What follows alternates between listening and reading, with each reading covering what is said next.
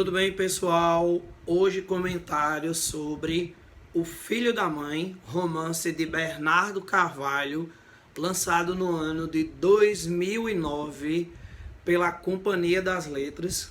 Um romance muito bom, uma novelinha que conta um romance homoerótico em meio à guerra da Rússia contra a Chechênia, né? Um livro bem interessante da literatura contemporânea brasileira, que entra aquele projeto literário dos Amores Expressos que a Companhia das Letras lançou durante o início dos anos 2010, ali, na verdade, no início dos anos 2000, no qual a Companhia das Letras deu um dinheiro, né, fez um investimento para autores renomados da época viajarem a outros países, principalmente países da Europa, e escreverem histórias de amor dentro desses países para fazer, né, aquela proposta da literatura que é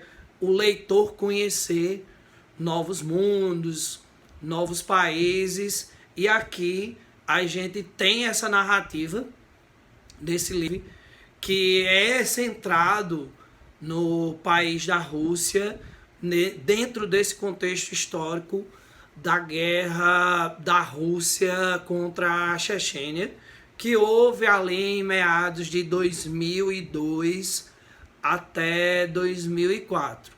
O interessante desse livro é que esse livro é escrito por um autor chamado Bernardo Carvalho.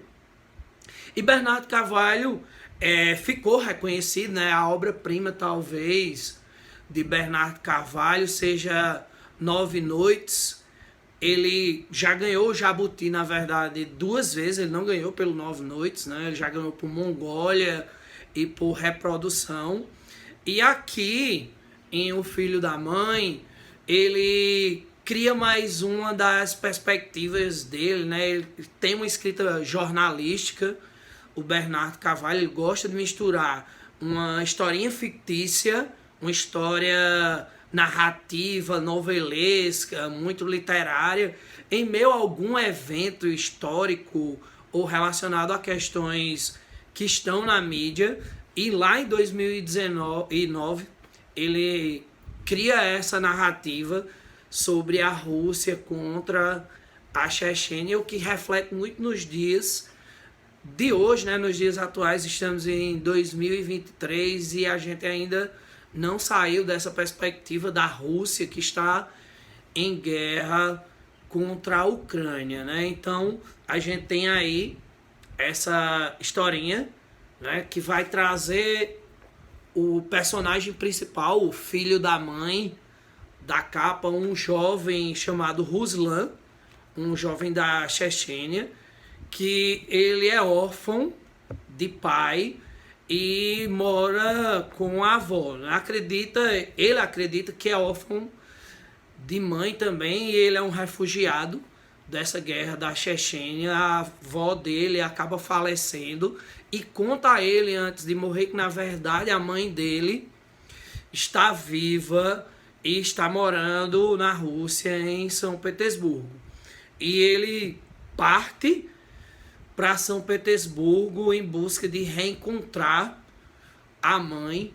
E dentro dessa perspectiva narrativa, que é em terceira pessoa, esse livro ele é dividido em 3 partes.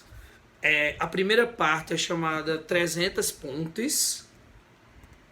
A segunda parte é chamada As Quimeras. E a terceira parte é um epílogozinho de 8 páginas, só para fechar algumas histórias que ficam em abertos. E a gente teria, no caso, em O Filho da Mãe, 2 histórias diferentes. A primeira história é essa, de Ruslan. Ruslan seria o protagonista do livro, ao mesmo tempo que a gente poderia dizer que, na verdade, ele é o personagem que guia muito mais a história do que o verdadeiro protagonista. Até porque a gente vai ter, né, como eu comentei com vocês, 2 histórias. A primeira é a busca de Ruslan pela mãe, Ana. A segunda é esse romance homoafetivo entre dois rapazes que estão fugindo também desse embate, dessa guerra entre a Rússia e a Chechênia. No primeiro momento do livro, Ruslan vai a São Petersburgo e começa a trabalhar na cidade, nas reformas que a cidade estava passando para a comemoração de 100 anos de independência, se eu não me engano. E ele começa a procurar a mãe, que havia deixado ele e o pai muito nova, porque acreditava que ela não tinha nascido para ser mãe. Só que, do nada, Ruslan encontra ela casada com outro homem e com 2 filhos, e inclusive um deles, chamado Maxim, é um sujeito bem violento, que vive arrumando confusões na cidade. Depois do encerramento dessa primeira história, entra na segunda história, que é protagonizada agora por um rapaz chamado Andrei. Ruslan também tá nessa segunda história, mas Ruslan ele só vai aparecer depois de umas 30 a 40 páginas. O protagonismo mesmo dessa segunda história é de Andrei, por isso que eu comentei que Ruslan ele é muito mais um personagem guia que está guiando essas duas histórias. E Andrei é um rapaz que ele é obrigado a se alistar no exército pelo padrasto dele. O pai dele é um brasileiro que casou, né? Na verdade teve um relacionamento com a mãe de Andrei, que é russa, e depois ele foi um período que ele ficou morando na Rússia, e depois ele volta ao Brasil e não tem mais contato nem com a ex-esposa, nem com o filho, Andrei. E Andrei se ressente muito por não ter essa figura paterna e o padrasto ser essa figura muito bruta, que obriga ele a se alistar e ter essa vida de militar que ele não desejava. O sonho dele era cursar uma universidade, mas ele acaba tendo que ir se alistar e fica no exército. A mãe dele é frágil, né? Ela tem depressão, é uma mulher muito frágil, ela não tem como lutar contra a vontade do marido, né? O padrasto de Andrei, que envia ele para o exército, e lá ele é obrigado a trabalhar, né, para o exército, como se prostituindo para poder angariar dinheiro para comprar armas para o exército. E ele, no meio de uma incursão dessa, né, no qual ele se prostitui para homens que são homens ricos, e ele acaba tendo que levar o dinheiro para o exército. Em uma dessas vezes, ele é roubado por Andrei, que agora não consegue mais trabalho e começa a cometer pequenos furtos. E durante esse roubo frustrado de Andrei, os dois acabam se enveredando pelas ruas, pelos escombros, né?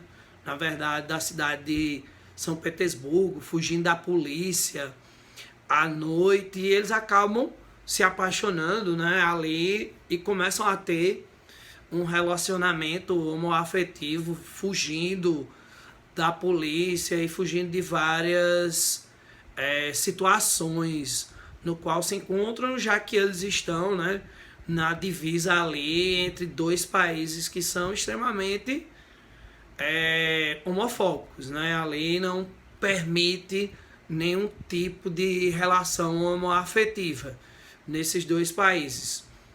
Além de Ana, a mãe de Ruslan, e de Maxim, o irmão de Ruslan, outro personagem muito interessante de comentar é o pai de Andrei, Alexandre.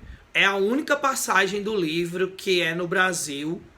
O livro todo, né, como faz parte desse projeto Amores Expressos, ele é Amores Expressos São Petersburgo. Ele é todo em São Petersburgo.